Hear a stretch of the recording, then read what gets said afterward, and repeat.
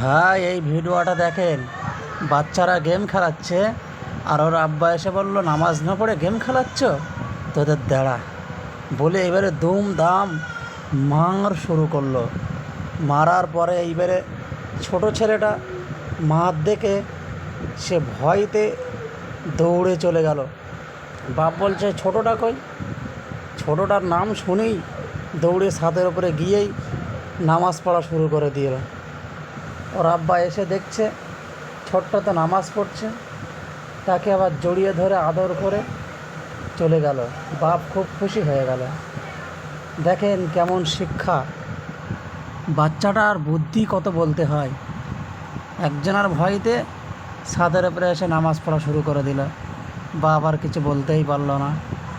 আমাদের সমাজে এখন ছেলেরা কত চালাক, কত বুদ্ধি ধরে, এটাই বলার আছে।